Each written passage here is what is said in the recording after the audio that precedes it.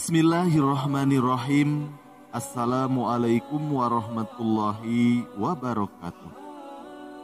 Sahabat rahasia kolbu rahimakumullah. Salat merupakan hal wajib yang harus dilaksanakan karena akan menjadi salah satu faktor dalam penimbangan amalan. Apakah orang tersebut akan masuk neraka atau surga?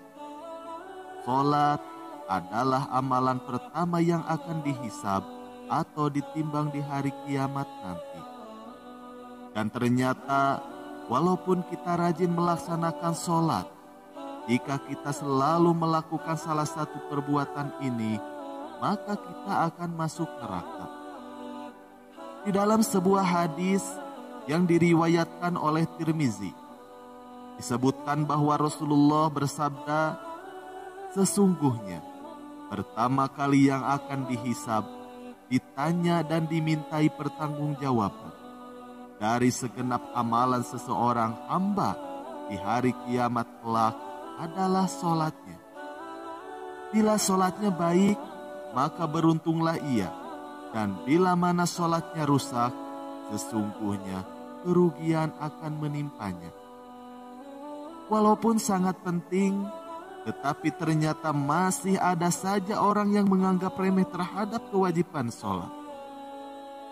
Walaupun sangat penting, tetapi ternyata masih ada saja orang yang menganggap remeh terhadap kewajiban sholat dan bahkan tidak melaksanakannya.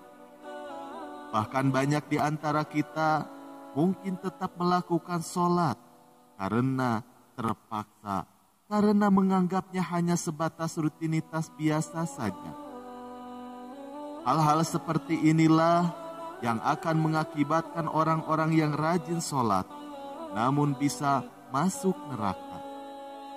Lalu bagaimana bisa?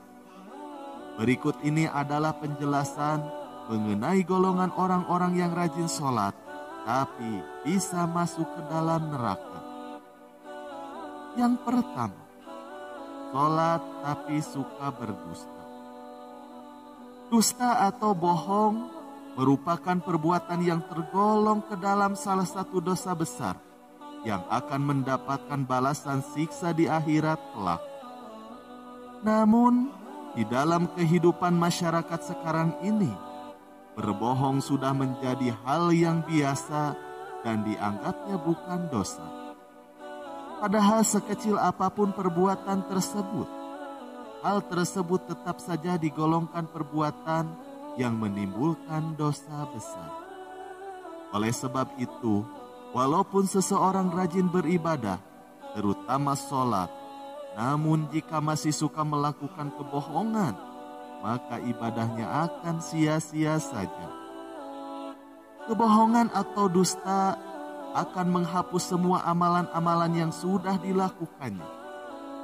Lalu, jika seseorang tersebut meninggal di dalam keadaan belum bertaubat terhadap dosanya tersebut, maka ia akan dimasukkan ke dalam neraka.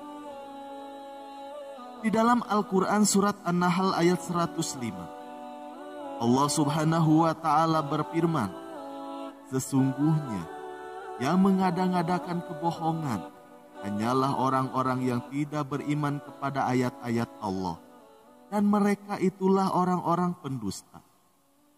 Kita semua tahu bahwa bohong merupakan salah satu ciri dari orang munafik. Untuk itu, kita disarankan untuk menjauhi tindakan dusta tersebut. Lalu yang kedua, sholat tapi minum minuman keras. Semua minuman yang dapat memabukkan, apapun itu jenisnya, semua itu digolongkan ke dalam minuman yang diharamkan. Sebagian orang muslim mungkin ada yang melakukannya, baik itu sadar maupun tidak sadar. Maka jika hal ini sampai dilakukan umat muslim, maka perbuatan ini akan merusak sholatnya. Rasulullah Shallallahu Alaihi Wasallam pernah berkata bahwa minuman keras adalah induk dari segala macam kejahatan. Maka dari itu, beliau melarang orang-orang untuk mendekati, apalagi meminumnya. Minuman keras atau khamar haram hukumnya jika diminum oleh umat muslim. Dan jika itu sudah dilakukan, maka disarankan untuk bertaubat dengan taubatan nasuha dan memperbaiki sholatnya. Lalu yang ketiga, sholat tapi percaya dukun. Orang yang dikatakan sakti bisa membantu hajat seseorang agar berhasil, itu adalah dukun-dukun. Dukun diketahui adalah seorang yang bisa mengerti perkara gaib dan juga hal-hal yang tersembunyi.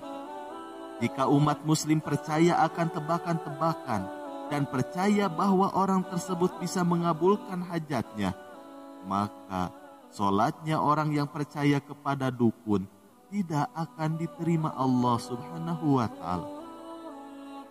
Hadis riwayat Imam Muslim pernah menjelaskan bahwa orang yang percaya akan dukun, sholatnya tidak akan diterima selama 40 hari.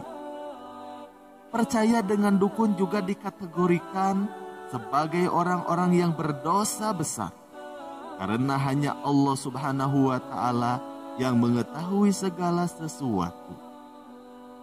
Percaya kepada kekuatan yang dimiliki dukun dan meyakini bahwa dukun tersebut bisa mengabulkan hajat, maka perbuatan ini termasuk tindakan musyrik. Karena dukun adalah orang yang bersekutu dengan setan. Hadis riwayat Abu Dawud, At-Tirmizi dan Ibnu Majah menyebutkan bahwa Rasulullah Shallallahu Alaihi Wasallam bersabda, barang siapa yang mendatangi tukang ramal atau dukun, kemudian ia membenarkan apa yang dikatakannya itu, maka sesungguhnya ia telah ingkar terhadap apa yang telah diturunkan kepada Nabi Muhammad Shallallahu Alaihi Wasallam. Lalu yang keempat, sholat tapi suka bergunjing.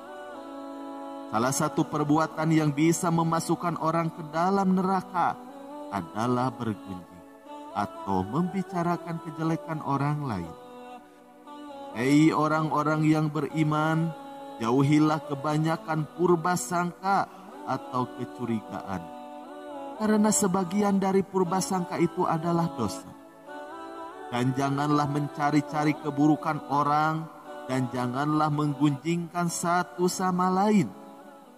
Adakah seorang di antara kamu yang suka memakan daging saudaranya yang sudah mati?